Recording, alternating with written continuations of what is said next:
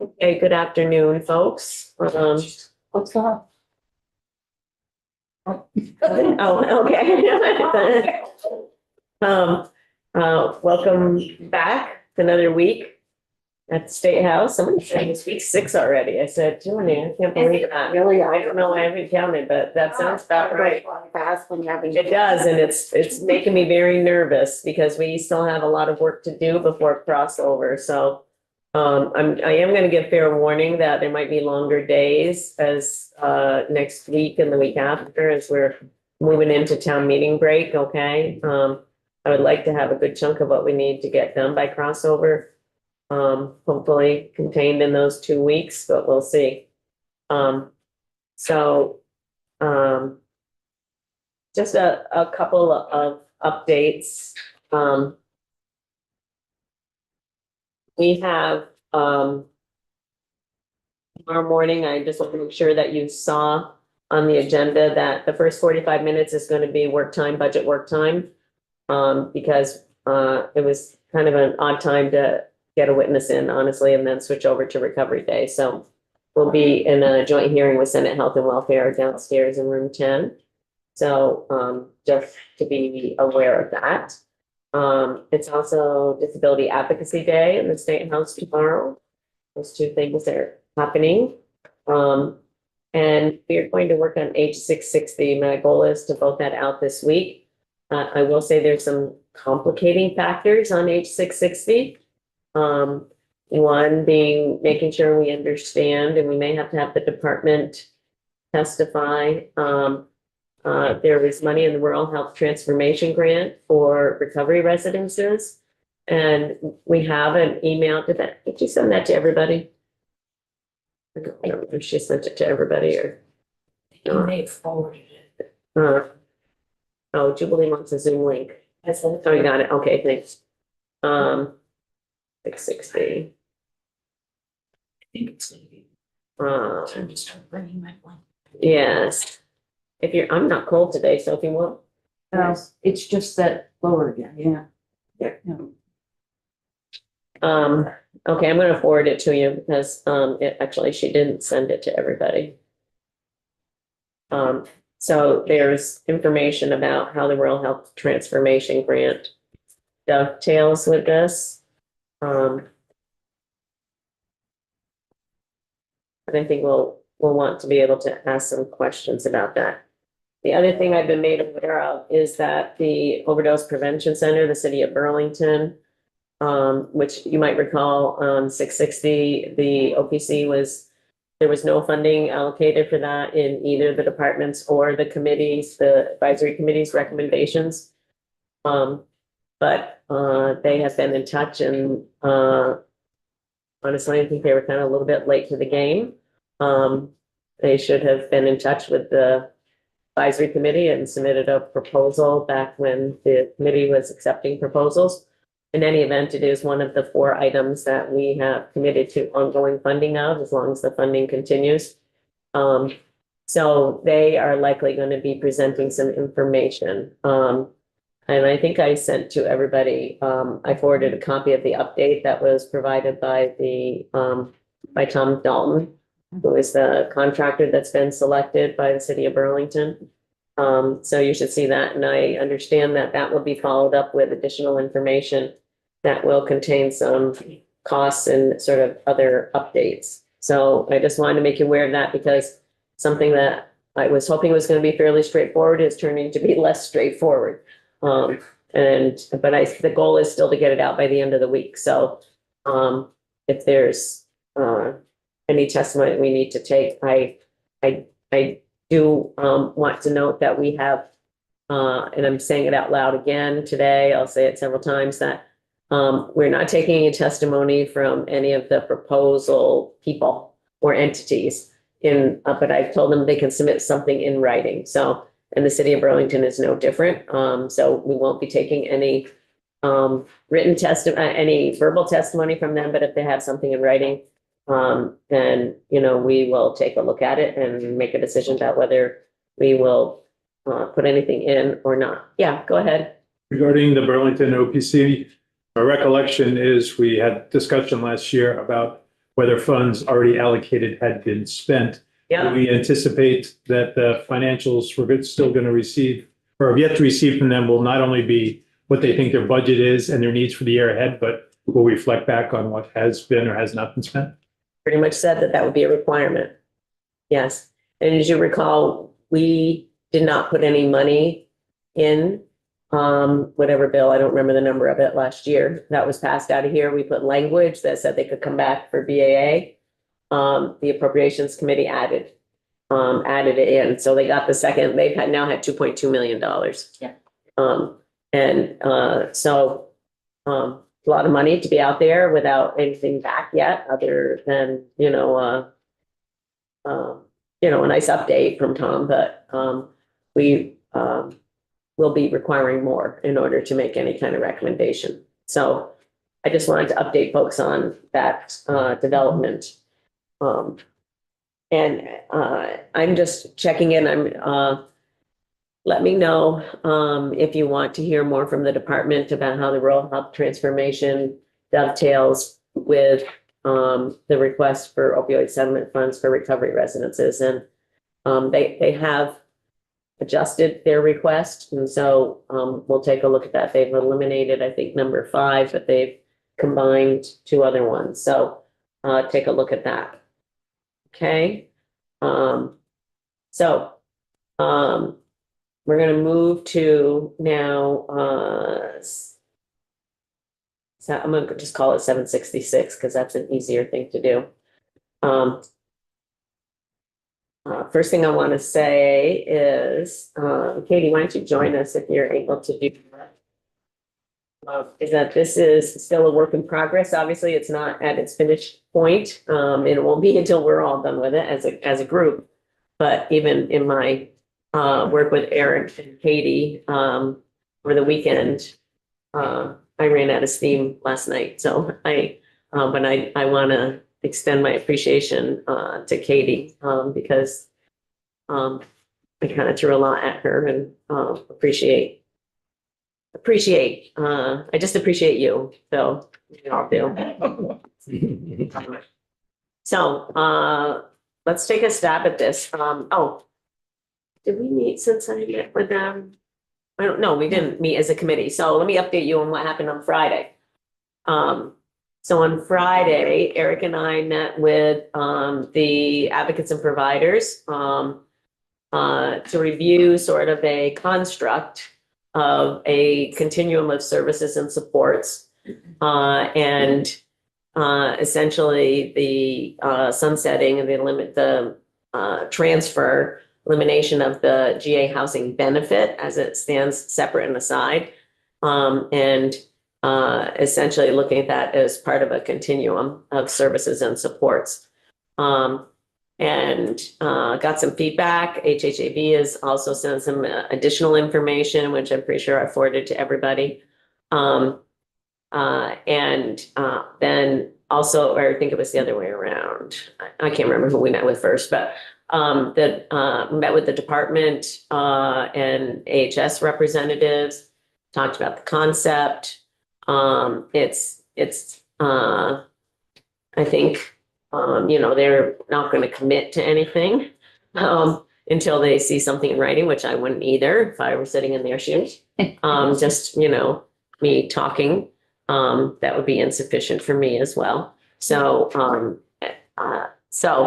but in general, I would say I felt like we got, head nods in terms of the direction that we're heading, or that I've sort of laid out to you verbally, and now we're going to start to take a look at in words. But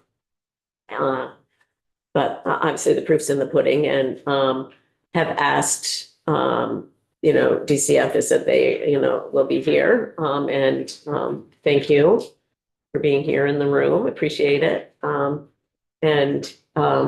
This is a bill that has a lot of interested individuals. And so I'm going to do something that I don't normally do. And as we're discussing it as a committee, I am going to enable people to ask questions from the side, because that will help us, I think, work through the bill and the language and help to identify things that need tweaking or that people don't like, and we may still agree to do, but, so just be aware of that. But people sitting around the side, just want you to know you do have to ask to be recognized before you just kind of pop in. Okay? And I may say no, but I'm just letting you know that it's possible I may call on you. You can talk, but I will control. Right, exactly what the vice chair said. You can talk, but I'm going to control when that happens. All right. We'll have a free for all if I don't do that. So, Yeah. okay. All right. So let's get started.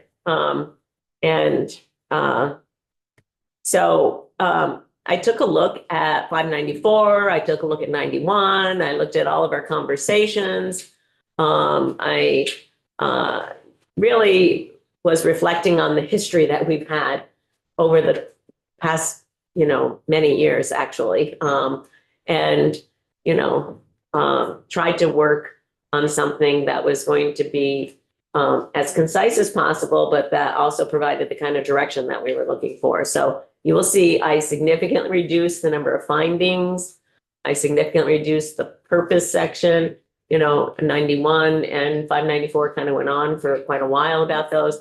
I've tried to really, most cogent thing for me is the number of people who are homeless and that we still have a housing crisis. And so putting the data in about that. And Katie, I do have the numbers from December now. I just got to fill them in for you. Okay, great. Actually, I think have numbers from January now. This is where I'm going to ask for a question. Was the number you sent me, Chad, from January, or was that from Chad Simmons, December? where do I work for again? I was in homelessness alliance for Vermont. Those were for December. December, okay, that's fine. That's fine, yeah. I'll get that to you, Katie. Okay. Yeah. Trying to do three things at the same time. Okay, so I realize this is something that you all just had a chance to look at if you realized it was there this morning. If not, we are, this will be our go through it line by line time. Madam Chair, your statement about questions, is that questions at the end or questions as we go along? For our committee members, this is discussion, so committee members can do it anytime. So one of the things is, it has a new name. Homeless Response Continuum. Homeless Response Continuum. You do? Oh, okay. Kind of wanted to bring back BHARC, to be honest. And I felt like I had too much baggage. Yeah, shorter and Yeah. saying exactly what it is, I think. And I thought, like, you can say BHRC. Yeah. Because that's how it'll end up being referred to. Yeah. Any questions about that? Any questions about the general statement of purpose of the bill? Oh, excellent. Actually, I'm just thinking, because this is first time you've seen language, I think we should actually have Katie go through the language. Right. I'm missing a step. I think that was a good. Because you've Sorry. seen it before. I have, right, I know. So that's what I'm just realizing. I've seen it. I've been reading it. So, Zon, do you want to ask your question now? No, wait till we get to line seven. Okay. And after you get to line 7, okay. Okay. So I'm going to skip over the statement of purpose maybe for the moment. Sometimes I like to do that as the very last thing after I know what the content of the bill is and then get back up and say what the statement of purpose is. So maybe we'll flag that to circle back to. So two findings. The General Assembly finds that according to the Vermont Homeless Management Information System, as of December 2025, there were X number of individuals who are homeless in the state and X number of whom were children. So those are TBD. So I have a question, and this is for people around the room, and Jubilee is on now. So the HMIS tracks individuals who are 24 and under as youth or children. This says 8. It doesn't say it right there, but I think there's a definition There about is. children that defines it as 18. Yeah. So that's sort of I'm interested in, feedback around that. I would just say youth or children. Yeah, go ahead, Jubilee. 18 to 24-year-olds are their own kind of category. They can still be considered for other housing opportunities that are available to any adult. The problem is the way they kind of prioritize and score. Because of their age, they're not it's hard to get that chronically homeless level of need. So they're in there. They're not treated any differently. And then those who are under 18, who kind of aren't with their household, it's in there, but it's not viewable by only very limited people. So I think that, but being over 18 and on there is fine. I'm sorry would you if I'm count not that? making sense. No, that's okay. I think that's, given the fact that we have a definition for children, we say, we don't have a definition for children. You do, but so you have a definition, sorry to interrupt. I Yeah, haven't introduced myself. Did I? yeah. Henry Clinton, Office of Legislative Counsel. You have a definition of minor child, but that is for the chapter you're creating in the Green Books. This is outside of that chapter, so it wouldn't apply. So whatever you do here could be separate from what you're doing in the definition section. I don't think we want it to be, I don't think, but. So they would definitely be counted in the total number. And so then I think we'll stick with 18 and under, or under 18 for who were children. That's a number we have, Yes, under 18? Chad got it to me. Okay, um, okay. Esme, and then I'll take a question from Brenda. Sure. One thing I'm thinking about here with this section is that I think, and through all our discussions, part of the purpose is to expand HMIS usage, right? And so one thing this part leaves out is it's almost seeming that we're like sort of just dealing with the ones who are enrolled in HMIS already, because we're talking about the ones already enrolled in HMIS. So I wonder if there'd be a little bit of language that we could add to say, not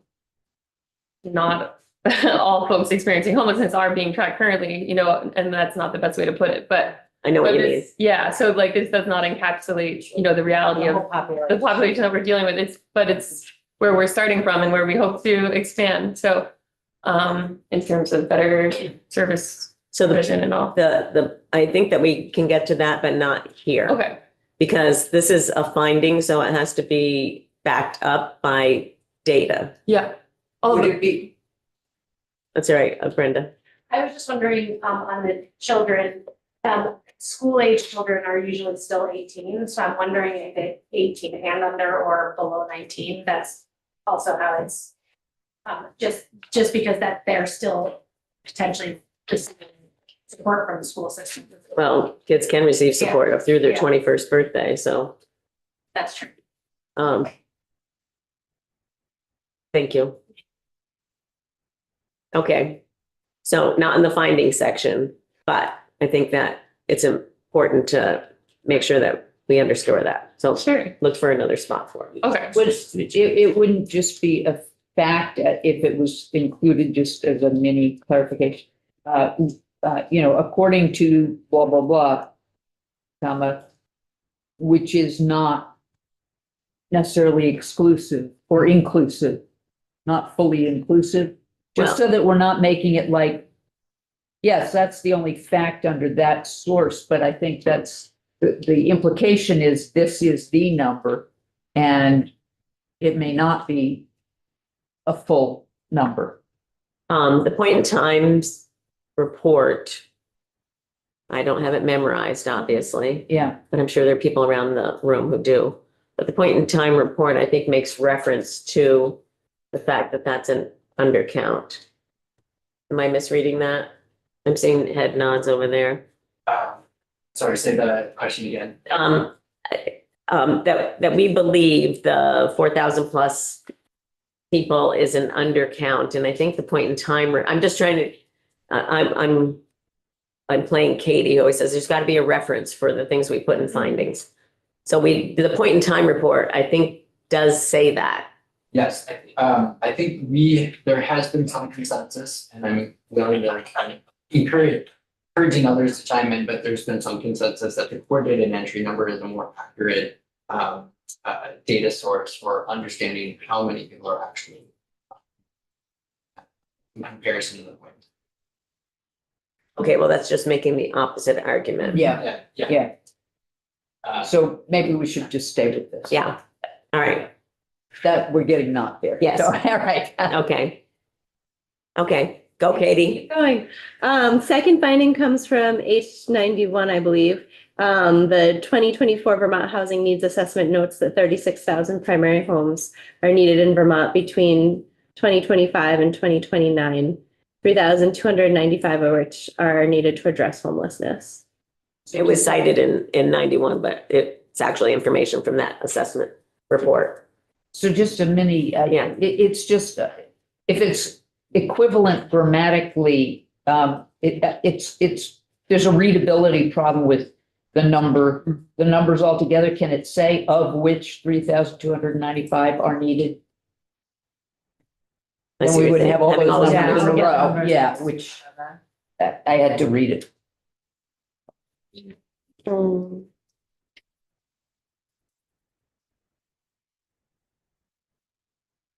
We don't need to We do don't that, need to like do it now, right? If it's okay. a from whatever sentence point of view, structure, it yeah. would be better, yeah. Okay.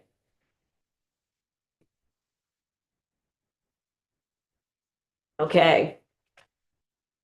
Page 1. Yay.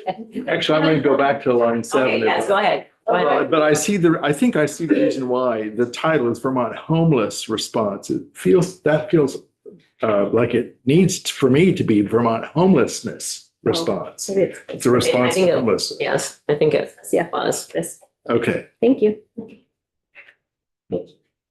Thank you. Legislative intent, section 2. There's the intent of the General Assembly that unsheltered homelessness be eliminated and that homelessness in Vermont be rare, brief, and non-reoccurring. That utilization of an emergency housing benefit through the General Assistance Program end and be replaced by a continuum of care. That homelessness be reduced in Vermont and interim shelter opportunities, including specialized shelter options, be available to provide a stable pathway to permanent housing for all Vermonters experiencing homelessness. That Vermont increase the supply of emergency shelters as well as permanent supportive housing that meets the specific needs of the households. That Vermont reduce reliance on the inefficient use of hotel and motel rooms to shelter. We do have one question. It feels like the sentence needs something at the end, doesn't it? Yeah. Shelter households or Oh, right. Reduce reliance. shelter households experiencing homelessness. Regarding that language, the use of hotels and motels, the way it's written, to shelter. If I understood correctly, there's some vision that includes possibility of hotels and motels as sort of specialized shelters or the like. Yes. So that's still a form of a shelter. So is it to cut down on the inefficient use of hotels and motel rooms for Emergency housing, emergency housing? Yeah. yeah, I was gonna say unstructured sheltering, but no, emergency housing. Yeah. Yeah, So number 4, when we look at this as I a, just want to make sure Oh. Katie's got that number on line 12, Katie. I just added households to shelter households. Did you want something? No, we said, hotel and motel rooms for emergency housing, then it makes sense, you don't need households. Okay, got it. And yeah, so number 4, I mean, this is our intent. It's not our intent to increase the supply of emergency shelters and permanent supportive housing, yes, but that's a temporary thing. We don't want to increase it beyond the need, right? Our purpose ultimately is maybe a necessary emergency. right, or ensure the supply Adequate. of an supply. adequate supply or a supply that meets the need as well as permanent supporting. I don't know, that's not well worded, but I just want to Say make, Vermont increase the supply of adequate emergency shelters as well as permanent supportive housing, because adequate means it. it meets the need, right? Right. We're just having discussion, so as long as it doesn't get crazy, you can just Right. chime in. Also, I'm looking at number 3. Wait. We haven't left Oh, four Okay, we're yet. not quite done. Okay. That's why he was waiting. Yeah, That's- okay. Um, adequate infers that there's agreement about what that is my Yeah. only problem. Necessary supply? Necessary? Or just needed supply, You could just, needed. you just take that whole first couple words out, just emergency shelters and permanent supportive housing meet the needs of households. Oh,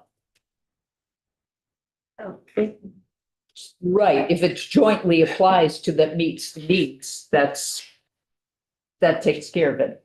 Yeah, Shelters and permanent housing meet the needs Yeah, of right. households. yeah, when you read the whole sentence from the lead in, So start with shelters. yeah, Okay. good bonus point, Steve. Shelters and permanent supportive. And permanent supportive, yep. Shelters or emergency shelters, all So- shelters generally. Emergency shelters is a term, some of this was taken from H91. It was defined in H91 and it's not defined here. Shelters and specialized shelters is defined. But then we have emergency Well, it housing. should say, right, it should say emergency housing shelters Emergency and specialized shelters. Right, All yep, three of those things, yep, Emergency housing, shelters and permanent supportive housing specialized shelters, instead of just shelters. shelters and specialized shelters. Okay.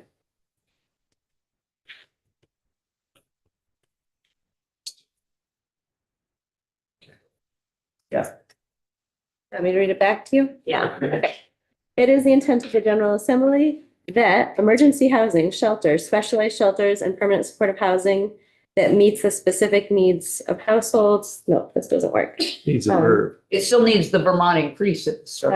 I don't think so. No?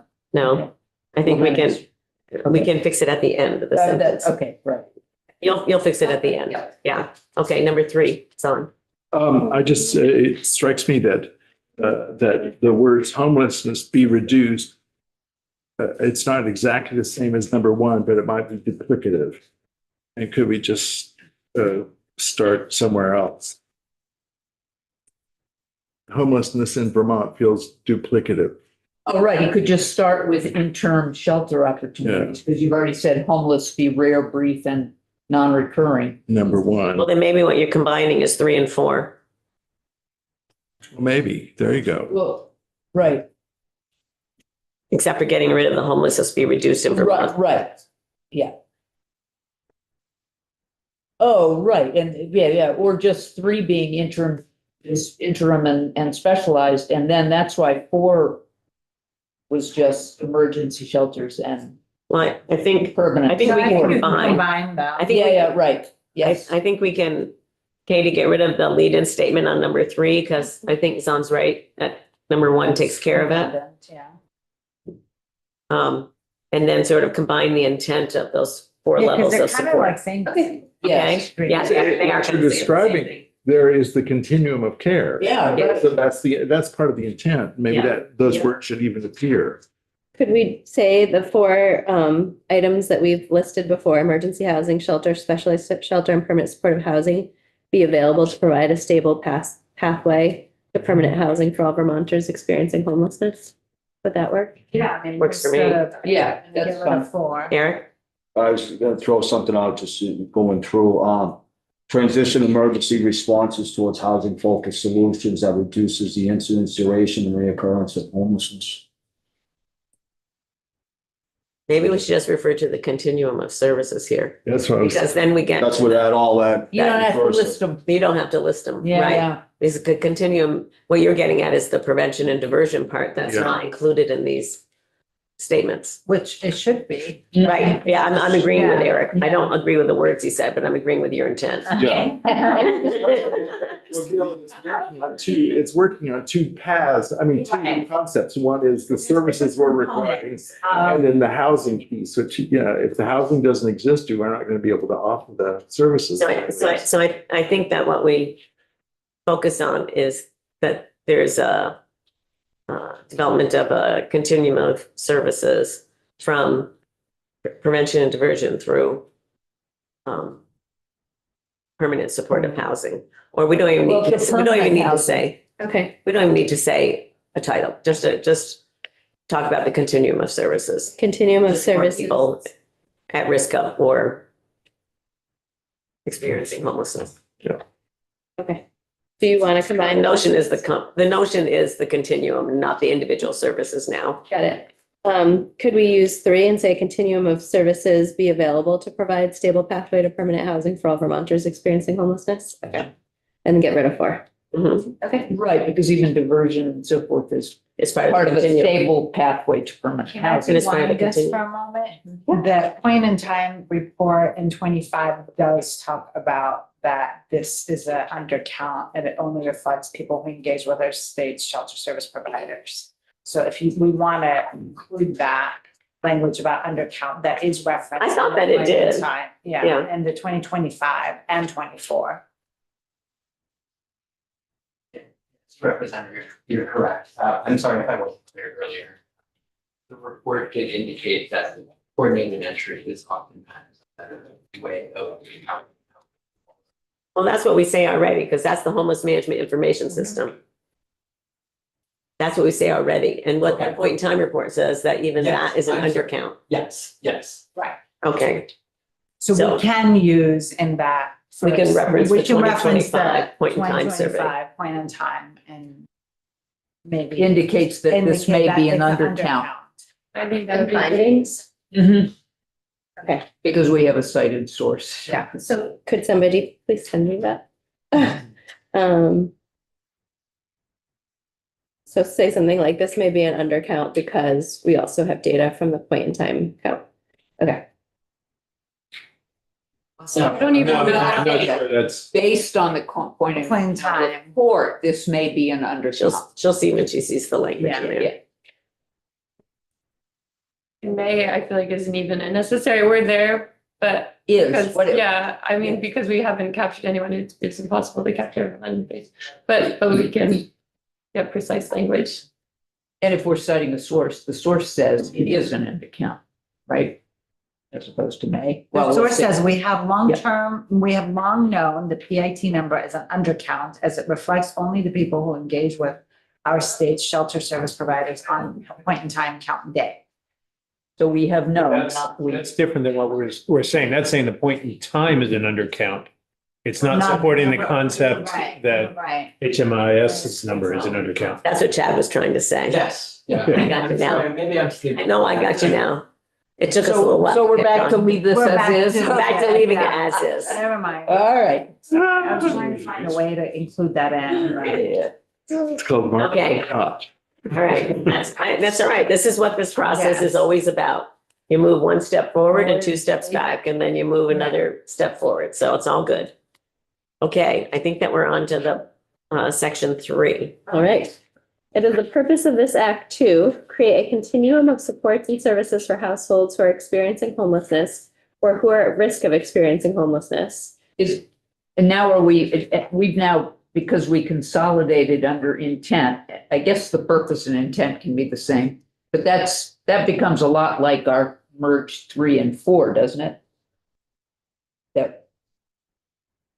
That the intent is to create a continuum of supports. Is the intent included in the green books?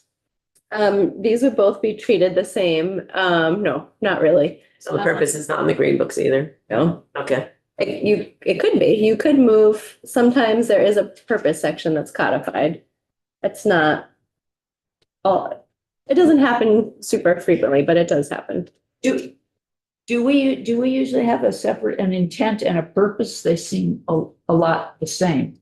in Not terms of typically. What is an intent versus what is a purpose? Yeah, no, I would say it's not very typical to have both of them appearing in the same bill.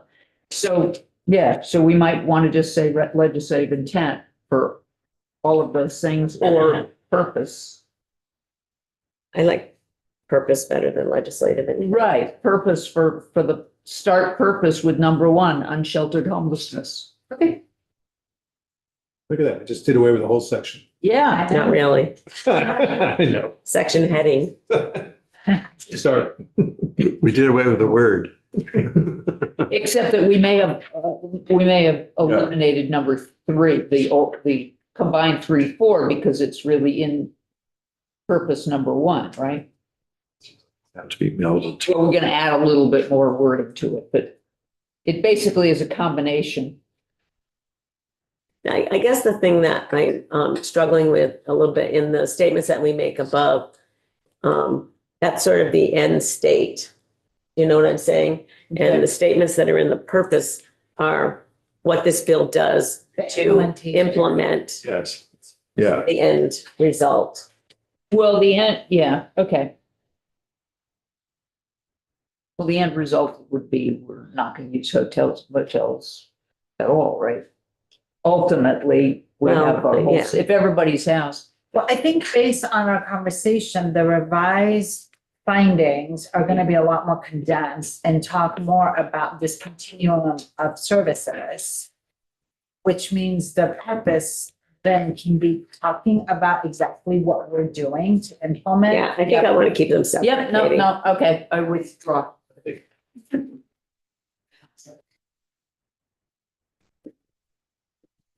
Okay, Okay. So one, create a continuum of supports and services for households who are experiencing homelessness or who are at risk of experiencing homelessness.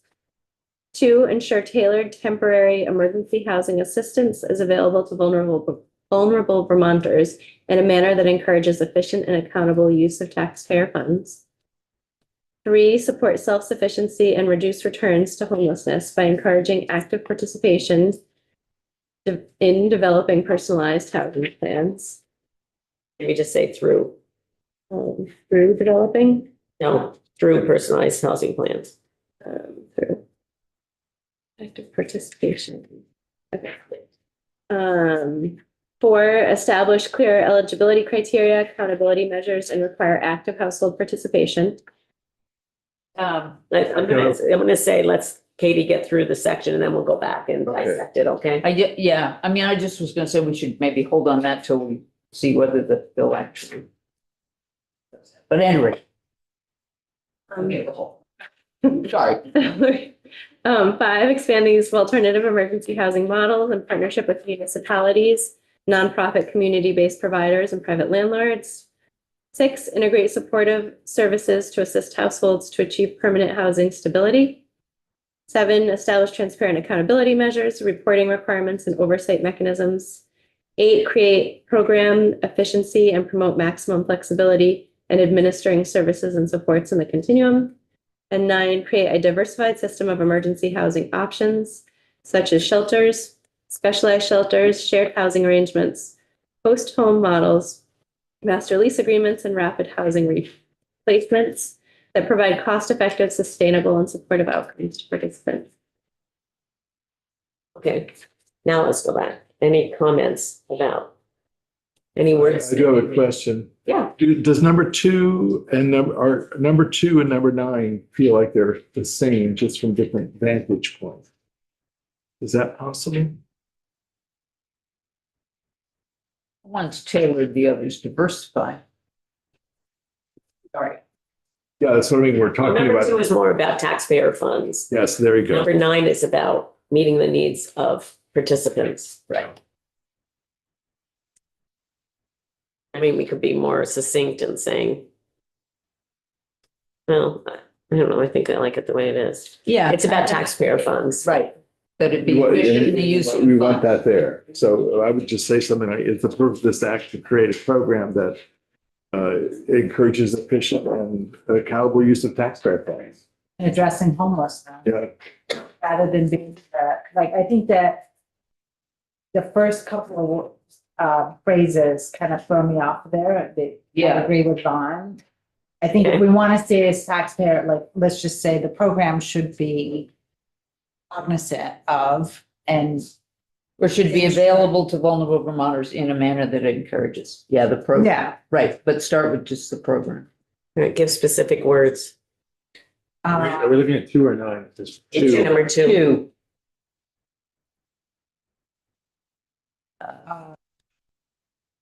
I like it is. Personally.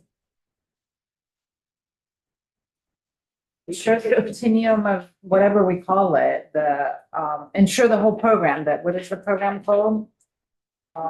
VHRC. That the Vermont Homelessness Response Continuum is available. Encourages, I mean.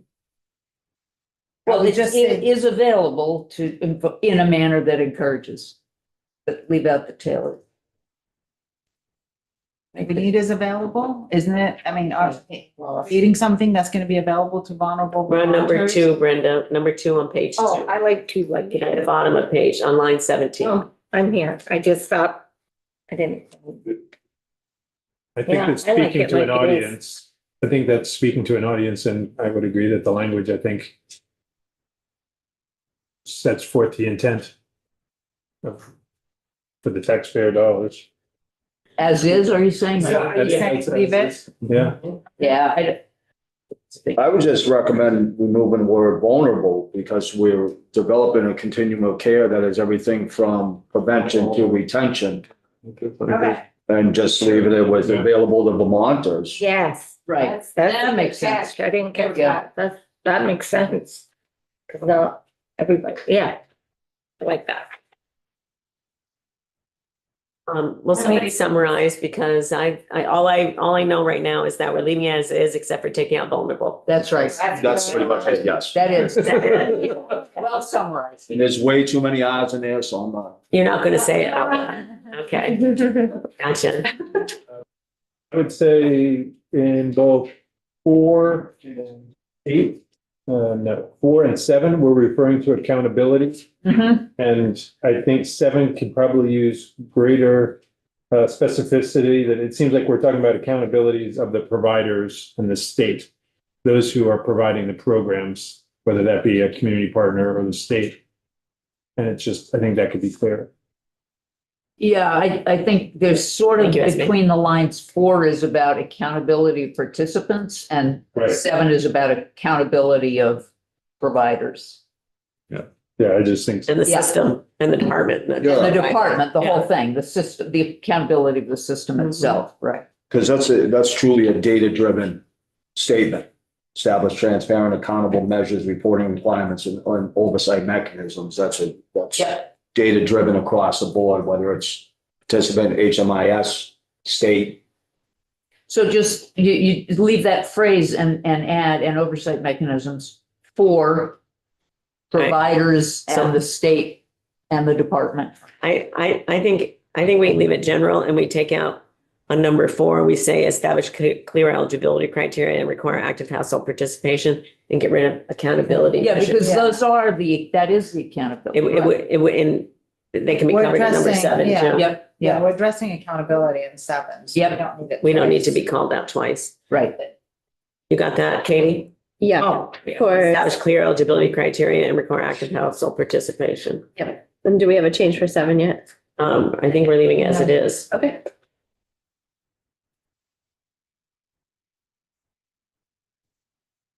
I guess as I'm reading it, it seems like we bounce back and forth among the numbers about which part of this, are we speaking to participants? That's okay? Yeah, we're Okay. speaking to both. So we just Yeah, absorb it all. Okay. All right.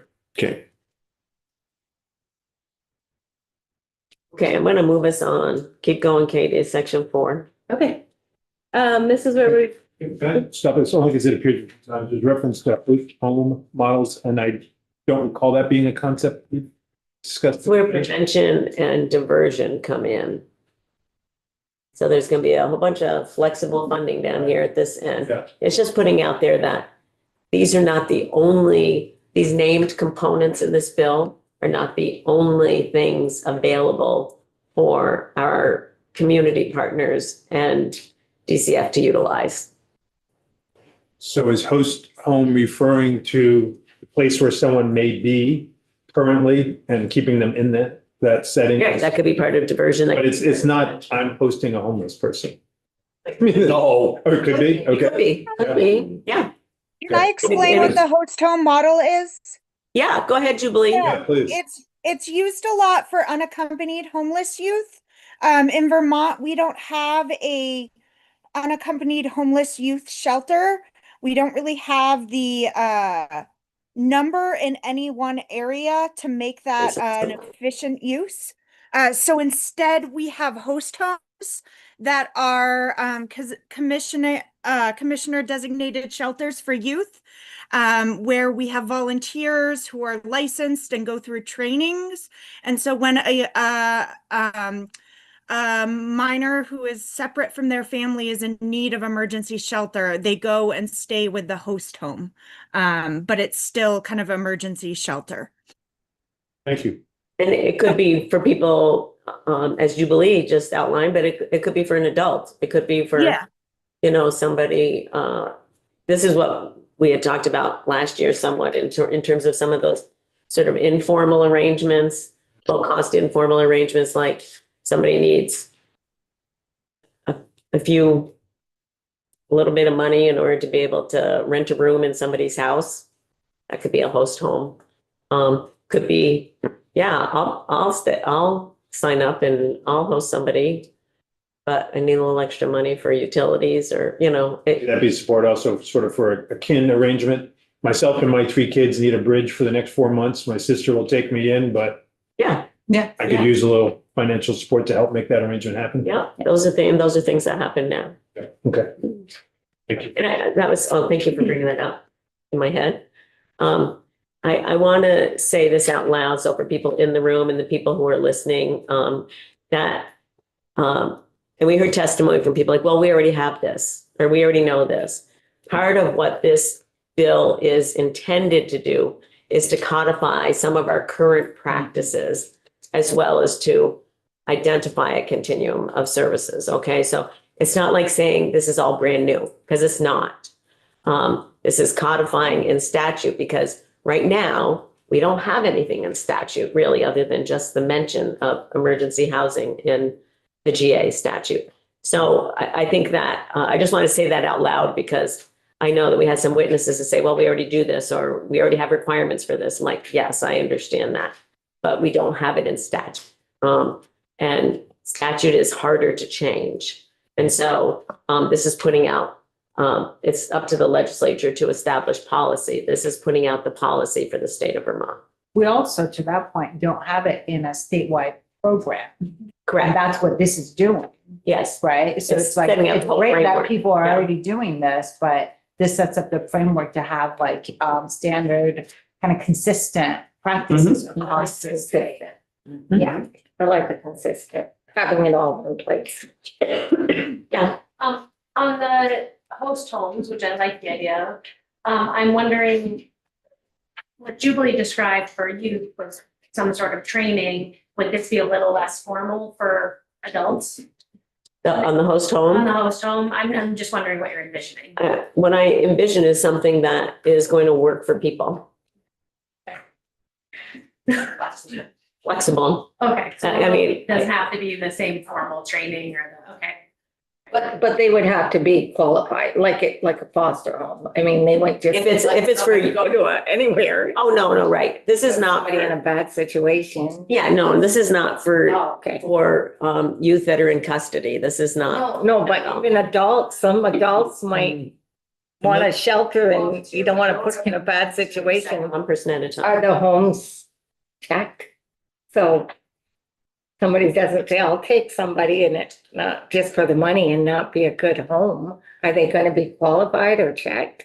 That's up to the community providers, Okay. you know, I to, just want to put somebody in an unsafe situation. sure, of course, yeah, nobody would want to do that. But I think, Doug kind of shared kind of the gauntlet of what a host home looks like. Everything from, hey, assistance with people staying there, all the way to possible placement from Dale and money provided for that, DCF.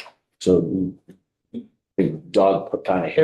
There is, yeah. Yeah, wide range. It's a wide range. And I think just to remind people also that we're trying to write this as an AHS, not just a DCF focus, okay? Right. Because, you know, we heard loud and clear that this, you know, AHS wants us to be an AHS.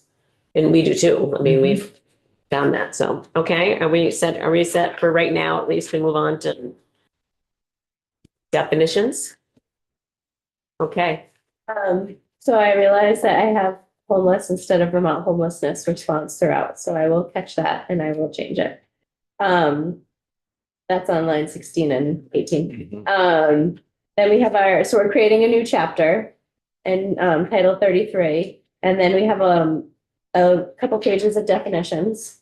Alternative housing options. I should just pause and say, it's a worthwhile exercise to go through all the definitions. After we finish our work on the bill, it would also be useful to go back and see if we use all of the definitions, because if there's a term we define and then we don't use it, we might want to just pull it out. Okay, alternative housing options means housing options such as shelters, specialized shelters, transitional housing, recovery residences, shared housing arrangements, host home models, master leased agreements, and rapid rehousing placements. Should that be leased or master lease without the D? Is it units or agreements? Oh, master lease unit. Right? Sorry, was that with a D? Without, Without, okay. in both places, I guess. Okay, the D, yeah. On line 14 on page 9, number 9. Number 9. So in some places, when we're giving examples of a list of things there might be others, we use including. Is this different or intentional, such as? Does it matter? It's also the same language it's used for, it means the same thing, doesn't it, Katie? I think it means the same thing. I don't know if we, Including but not limited to. And such as is also illustrative, it's a list. So I think we're probably in the same place regardless of which one we use. Yeah. They're not limited to was struck a long time ago. It's just including means and not limited to. So if it doesn't matter to the Ledge Council people, I have no Do problem. you have a preference? We can I have no preference. use your. I was only thinking of consistency. That's, Is there another place where we use including? oh, not in this, I didn't see it in this bill. I just Okay. saw this now. Well, I'll keep my eye on it as we go through. Applicant means a household that applies for assistance.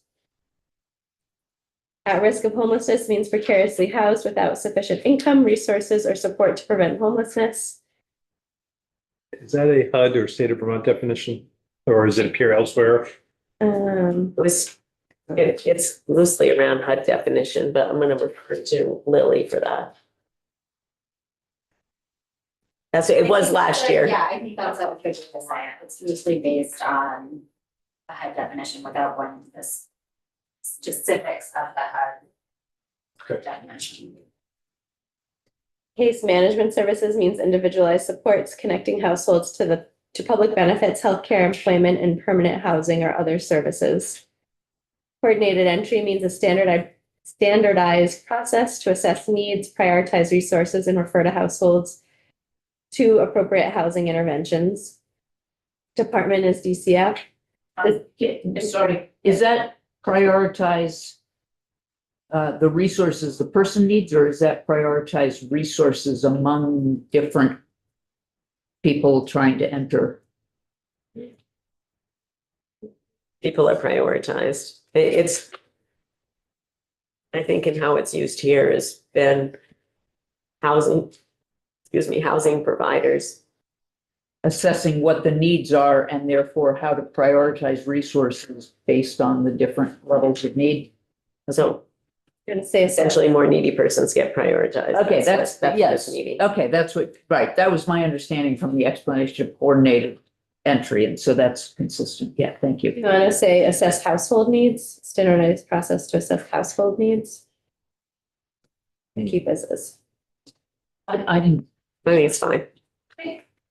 Disability means a physical, sensory, cognitive, developmental, or mental health condition or substance use disorder that substantially limits one or more major life activities, or that requires ongoing support, accommodation, or treatment to maintain an individual's health, safety, or independence.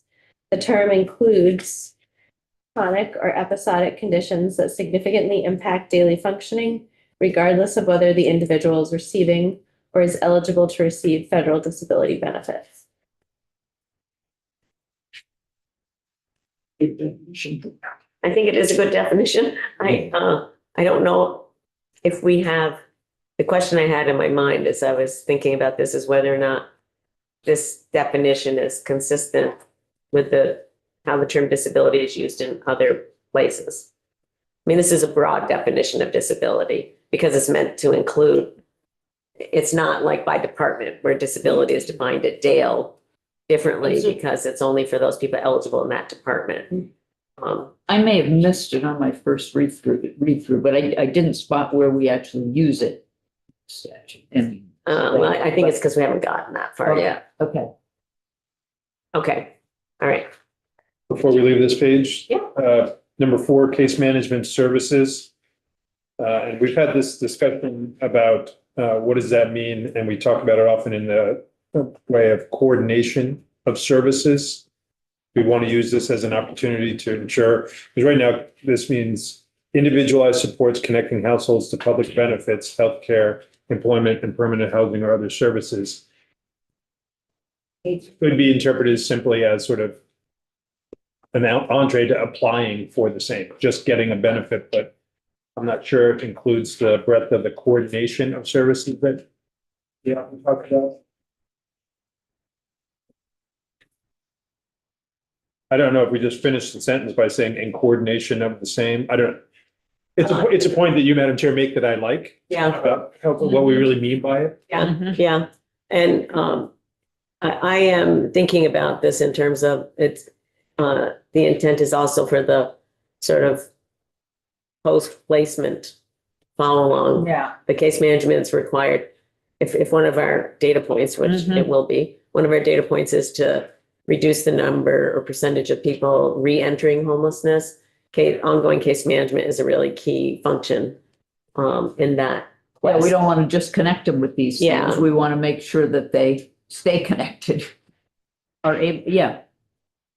Could say individualized, coordinated. So case management services means individualized, coordinated supports connecting households to public benefits, et cetera. Well, I think it's a separate, I think it's a separate thing, Katie. So I think it comes individualized supports connecting, so all the connecting. And then it's connecting, I think the coordination part is maybe a new sentence, but in there, coordination of these benefits or coordination of these services or supports, however it's referred to. And ongoing follow along when appropriate or something like that. It includes as, It also includes. It right? also It also includes, right. includes, right? Thanks, Doug. yeah, it's good.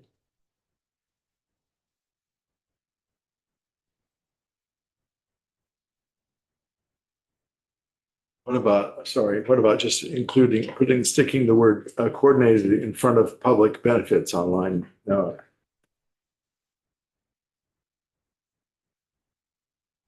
I think it makes it clearer to be two separate. Two separate things, I think, because it actually is a whole sort of like different service.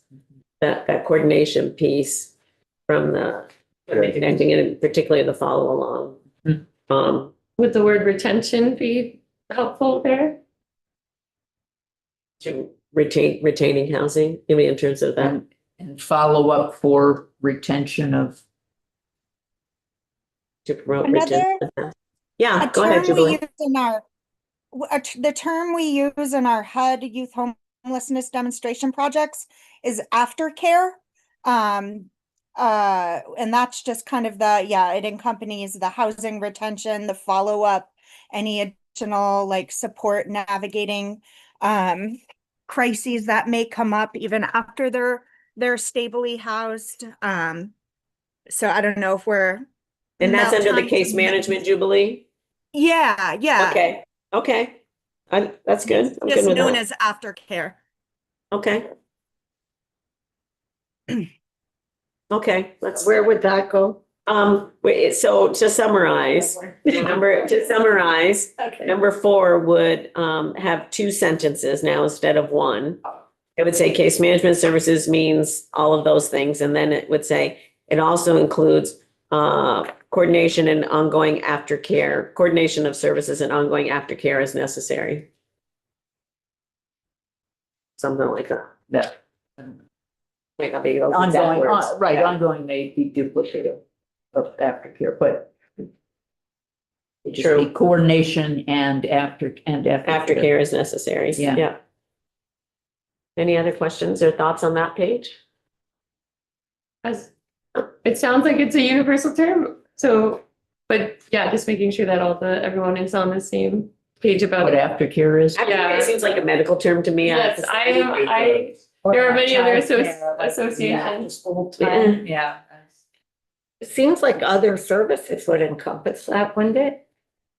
Other services would mean if they needed help after. Yeah, go ahead, Chad. Yeah, Chairwood, I'm just curious if it would make sense, or if the committee would be open to maybe referring to existing definitions and laws in state or federal policy. Yes, I mean, we're trying to be consistent in other places, so. Do we have an option elsewhere for the reference case management that we could use? My brother and my father are gonna love this. I'm not a lawyer, so I wouldn't know. But I'm just curious in housing policy. See what is that saying? That's really what they use in family supportive housing. Because they do There's that a- in family supportive housing. Yeah, go ahead. I realized before I didn't say Brenda at Homelessness Vermont, what if you just said ongoing supports? And, because that's how we refer to it, and it's because and you could That's what I say had originally. including coordination, you could say those things, but ongoing support is really what's happening. And then. Coordination and ongoing Yeah. support, yeah. And then just also, I have to process this more because I like the definition of disability, but I was wondering if it might be to be consistent with ADA or the Vermont definition. Yeah,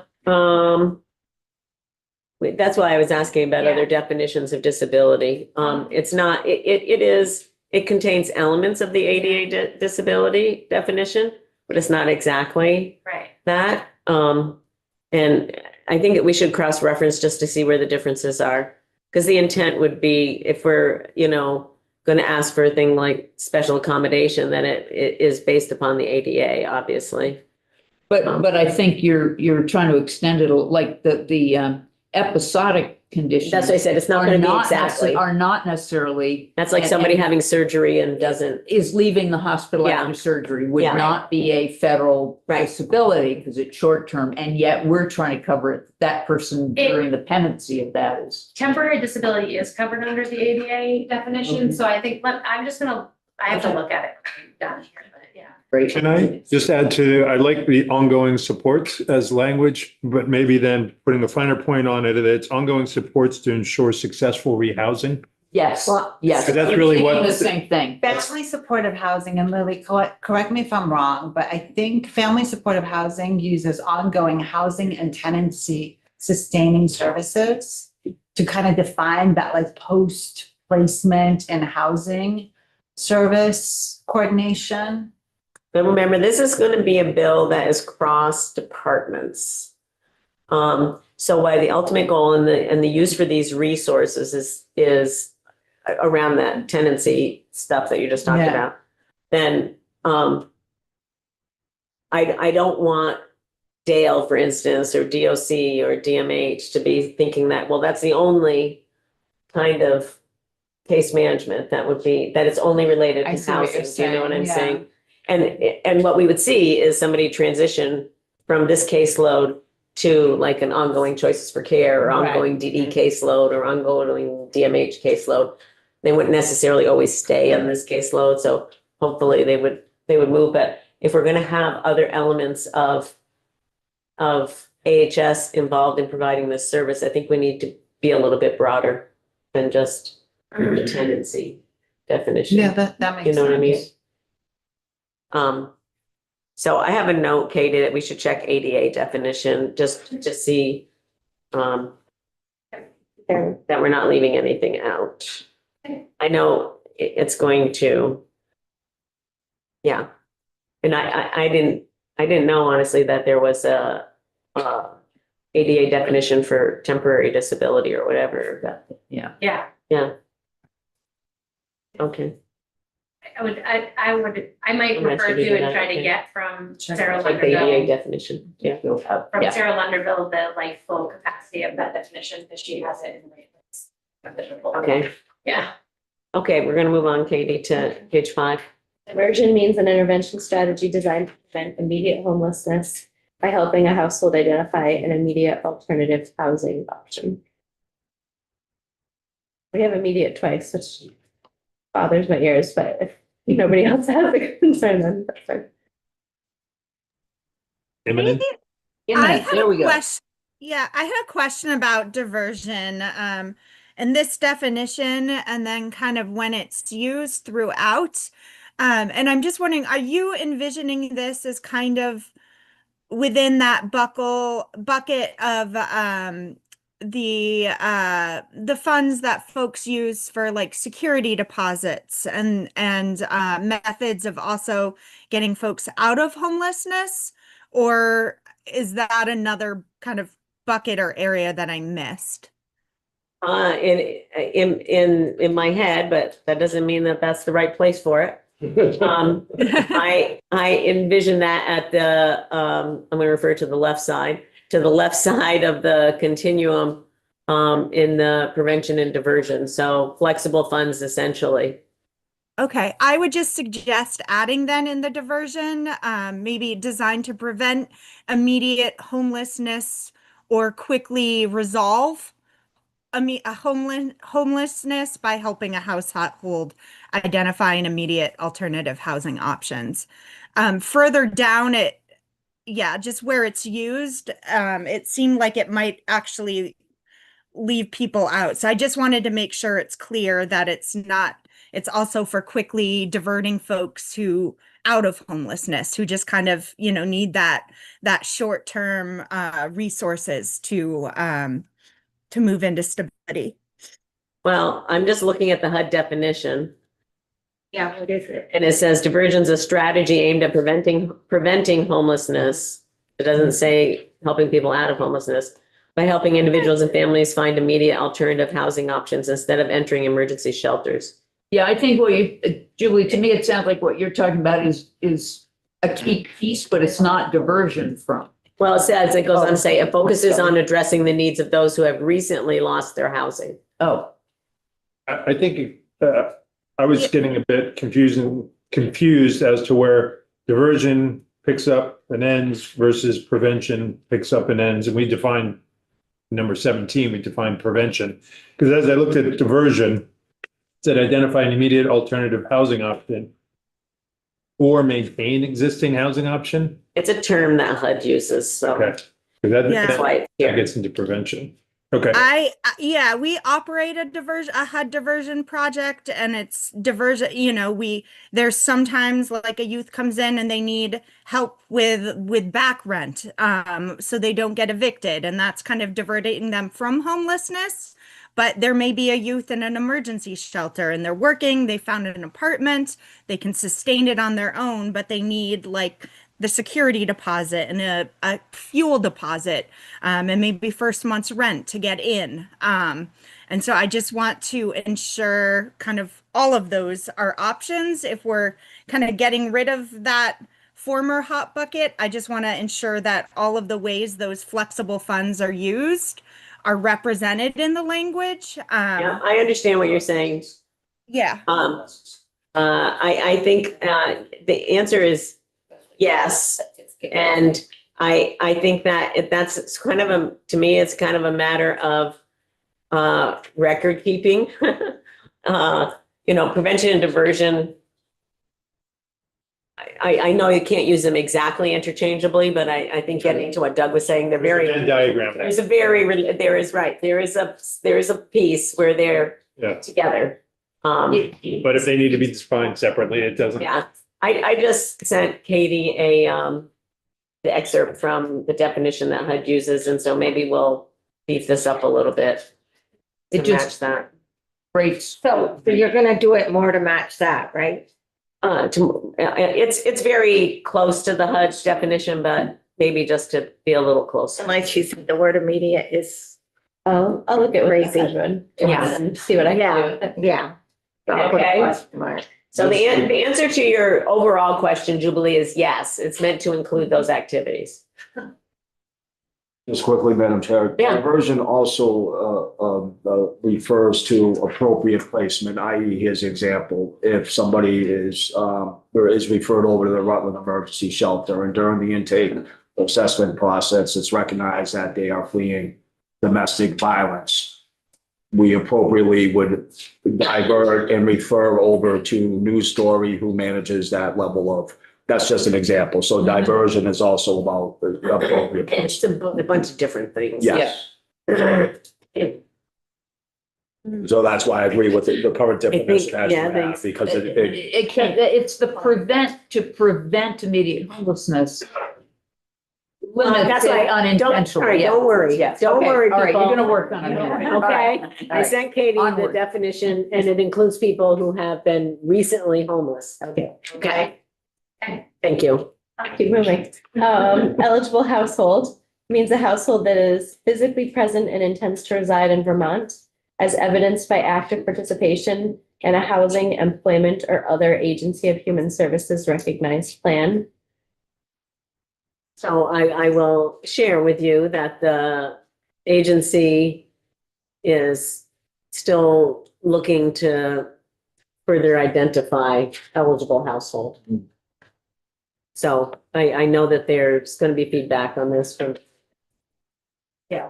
So my thought seeing it, and maybe it's not in the definition, maybe it's in it being actuated later in the bill, but it would seem it would need active participation to the extent of the household's ability. I mean, I looked for that language in 91 because I know we had discussion about it and I Yeah. thought we included it, but I couldn't find it anywhere okay, because, yes. because it sort of implies a level of participation, which may be a level that an individual is like doing their best within their capabilities, but could be said to not be active participation by some reading of that as a more definitive standard. Yes, we had some, I thought, lovely crafted language in 91, but I could not find it for the life of me. And I didn't. active engagement. Word. It wasn't that. It was No. referencing the household's disability, like their disability may prevent them from participating to a certain extent. yeah. And I think it was actually last biennium. I started looking for it too, because I know we did and we developed some good language.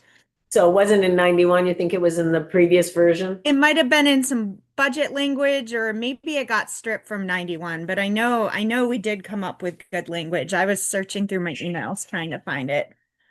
Okay, well, if somebody comes up with it, let me know. For right now, to the household's ability is what we're going to insert, Katie. Okay. All right, keep going. Emergency cold weather shelter means a publicly funded shelter, means publicly funded shelter beds made available to households during periods when the National Weather Service is forecasting temperatures at or below 10 degrees Fahrenheit, including wind chill. I just put in that number. No. It's up from -10, Ann. It used to be minus 10, and it was Oh, minus 20. No, I'm That's sorry. above zero. Yeah. Thank you. I just saw the 10 degrees and I just thought it was. I knew somebody still was going, minus. I knew somebody was going to think it was minus. Yes, well, that was me. There I was reading it. Well, it does say below 10, so it's easy. I did the Below same 10. thing. Yeah, it got Thank you. me. Below 10 is what made, thank you. 10 below, Right. yeah, below They say 10. below or at. I don't know if you want to, I don't know if there's some way to better word it, but. It Yeah, says go- at or below. I know. Yeah. Yeah, go ahead, Lily. Just sharing an observation that as we got, I can't remember if I said something, Lily Sojourn, the director of the Office of Economic Opportunity, thank you. Just sharing that this year when we've operated, we have mandatory at -10 Fahrenheit and optional at 0, and many spaces are not able to operate at 0. And so I think that I think it's in, when we get to the service definition and it talks about flexibility and at least the amount of requirements as possible. I think there's, the way it's worded now, I understand, is that they're required to open at -10 and it's optional at 0. And I'm not saying that necessarily they will be required to open at 10 degrees, but we are saying that it should be like, we're not going to It's put an just the impediment to it. definition, right? Right, we're not going to put an impediment It's to a opening. definition. It doesn't even mean that we're able to do all of it. But this is how we're defining it. I appreciate the comment because we heard the same thing in testimony Mhm. from the Central Vermont folks. You know, they said sometimes they were able to get the volunteers and sometimes they weren't able to get them. So, Comments from there, thank you. Okay. Emergency housing means the provision of temporary accommodations or related services necessary to protect the health, safety, and welfare of eligible households. Homeless means lacking a fixed, regular, and adequate nighttime residence, facing imminent loss of primary nighttime residence, fleeing or attempting to flee domestic violence, or otherwise defined as homeless under federal law. Household. yeah, so just before we move on that, Existing, right, that's what I we just- just. right, it's what we've been using. And I think that, I mean, this came out of 91, which I believe was shortened from HUD, but I'm looking to I'm looking to the people who work with HUD every day to see if that is representative. That's what we did at the time. We did, It's the HUD. Does it matter that households fleeing domestic violence are now treated, handled outside this program? No. Okay. Okay. Household means an individual or group of individuals with or without children, including individuals who reside together as one economic unit, who are married, parties to a civil union, or unmarried, without a fixed nighttime residence or immediate risk of losing housing. That's what we crafted in 91. Mhm. Minor child means an individual under 18 years of age. Office means OEO. Permanent supportive housing means long-term housing with wraparound services for individuals with a disability that impact activities of daily living. Prevention. So activities of daily living means a very specific thing in Mhm. disability definition. And then there's this thing called instrumental activities of daily living, which are different. Yeah, and also if we defined disability as it could be episodic. Somebody with a, coming out of a hospital, it may not need permanent supportive housing. It could be short-term, couldn't it? Right, Yeah. not necessarily long-term. So I think that's a good point. So I think we should say short or long-term.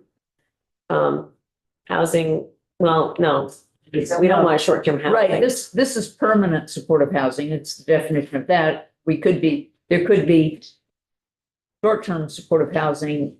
It's something Housing, different, right? oh no, we can say housing with permanent or episodic wraparound services. And just call it supportive housing. Because if Well, it's that's where I got to the permanent, it's not episodic. short-term. No, I think it should stay the way it is for permanent, and if we need to do a variation of that when go through the statute for the short term. okay. Um, And I'm just wondering if we should say, end it after disability. Yes, That clause, I couldn't figure out what it belongs to, so. Yeah. I should get rid of it. yeah, we don't need that, right. Prevention. Prevention means services intended to prevent a household from becoming homeless, such as housing, relocation, or stabilization services, or short-term rental assistance, including rental arrearage. And so you'll see when you see the new definition for diversion, it can include services if somebody has recently become homeless. That would differentiate it from prevention. Yeah, I see. Program means Vermont homelessness response continuum. Rapid rehousing means short to medium term rental assistance and supportive services aimed at quickly exiting homelessness, quickly exiting a household from homelessness.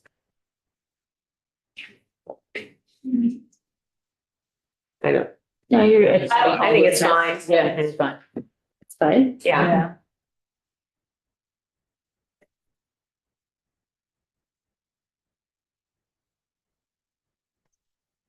Quickly exiting homelessness. You don't say, you don't have the noun, yeah. Shelter, Assisting a household to quickly exit homelessness.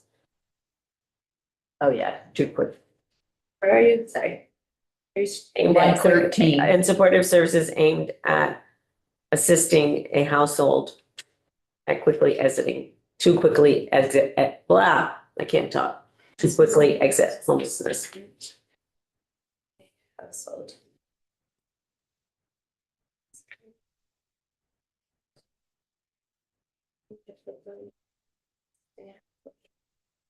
Okay. Shelter means a facility that meets the department's shelter standards for time-limited housing. Specialized shelter means a facility that meets the department's shelter standards for time-limited. Oh, yeah. Sorry, you asked to highlight other such as, here's another such as. Bless you. Means a facility that meets the department's shelter standards for time-limited or transitional housing with additional services such as healthcare, mental health services, or services related to substance use disorder. I think my only question on these two, your answer is gonna be that part isn't finished yet of the bill. I don't know what That's your what I answer did. is. Well, I mean, I don't know what your question is. there's nothing in the bill that talks anything about time-limited housing. Well, then maybe we need to expand upon the specialized shelter sections. There's a section about specialized shelter. Yes, but there's nothing about any time limits on shelter anywhere in the bill that I found. Just like I said, there It was just means nothing on that it's not, disability. it's not permanent, is my point.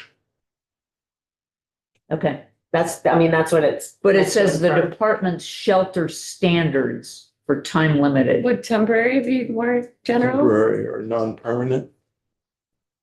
And that sounds to me like there's standards for a Time-limited 60-day housing. limit. Yeah, that's not what it's meant to say. Well, that could just say, meets the shelter standards, period. Right, there we go. Do you want the same thing on line 16? So the difference about including transitional is that I know they were talking about using, for instance, substance use disorder shelter as a transition to potentially recovery housing. So But when that also, it's the department's shelter standards. I guess it's not necessary. Shelter or Standards. transitional housing standards. Well, there isn't any transitional. So say specialized shelter means a facility meets the department's shelter standard with additional services such as healthcare, mental health, blah, blah, blah. Okay, so just delete time limited or transitional housing Okay. Do we anticipate on that line 17.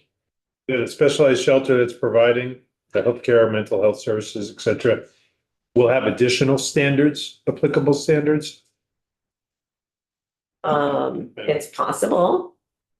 We need to I don't know. reference that. How do we deal with that now? Lily? I think that would still. We talk about, in 20, shelters generically need to meet shelter standards. Specialized shelters need to meet those standards. And they may have additional services. Will the provision of those additional services come with any additional standards? So currently for the substance use recovery oriented shelters that we're supporting, those projects have 2 grant agreements. And so they have one with us to, if they're the shelter standards, and then they have one with the health department to fall under the sort of recovery guidance that they need to have. So that's an example of what we're doing now. I think similarly, and again, not sure how this will play out, and I think there's probably a lot of ways to get from point A to point B. I mean, I think typically too, when other services are coming on site, they're usually funded, like the designated agencies have their contracts with the state, or healthcare providers, home health agencies, for instance, Right. have their. So I think we're leveraging those existing set of standards. The way I read it, it would be, it's saying the standards, the shelter standards. That it would incorporate whatever additional standards the department had for when those specialized services were being offered, right? I don't Rather than read it limiting that it to, way. no, okay. I read it that I it wouldn't. would, it would adhere to the shelter standards above, Right, but I okay. hear. your- And provide those services, and then maybe, so maybe it says shelter standards with additional services such as, and standards applicable to the delivery of those services? Or, I mean, I don't want to create obstacles. It just seems like if we're going to mention standards. So the department, And Lily's given one example of how there are, in fact, additional standards. so the department shelter standards and standards for, well, Any That's- additional applicable, Standards for the delivery of such services. Right. somewhere there. I don't know. Okay. I've got the point. you've got the concept. Yeah. Okay.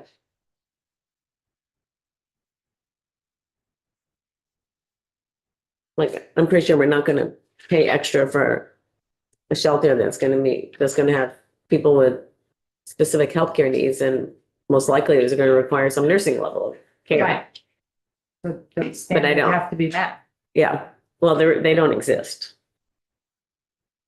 Right. These departments haven't operated shelters before, like Dale hasn't operated it, they haven't contracted for a shelter before. VDH has, but I'm just gonna ask our VDH team, when you have your meeting with the department, to ask if they're funding under recovery residences, shelter services.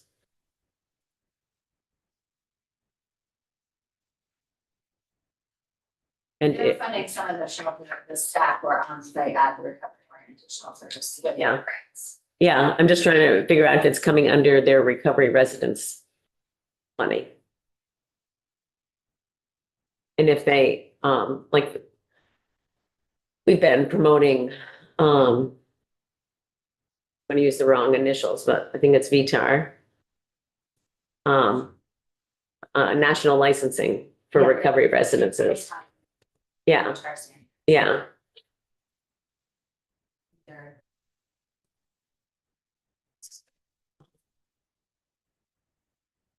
And not that I have a problem with it, but they never have mentioned.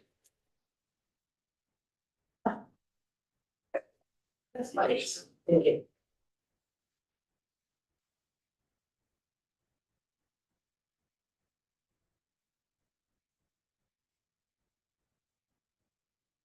Okay, go ahead.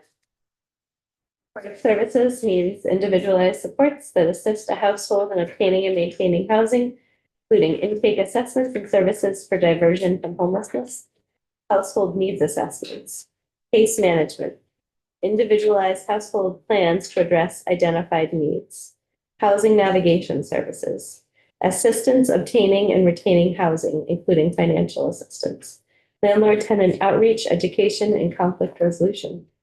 Navigation to other services and supports is identified in the household's housing plan, including economic benefits, peer-supported services, job training and employment services, services related to disability and independent living advocacy, and referral to healthcare assistance such as treatment for mental health conditions and substance use disorder as provided by the designated and specialized services, agencies, and preferred providers, respectively, or other providers. I thought I deleted that last phrase. Oh, okay.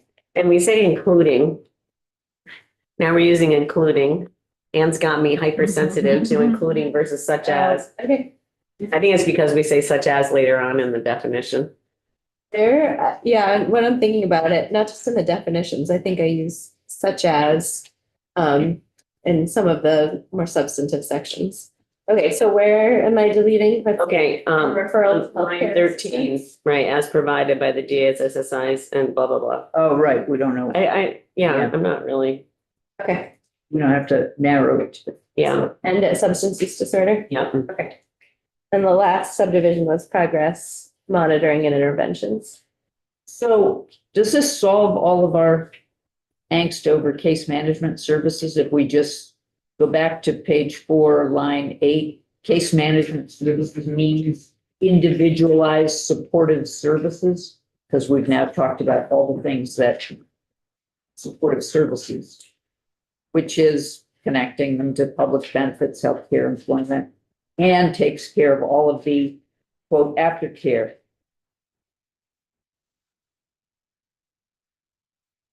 Seem like an Assistance. elegant way to address it. Obtaining and retaining housing. It's got economic development spirit. It's got.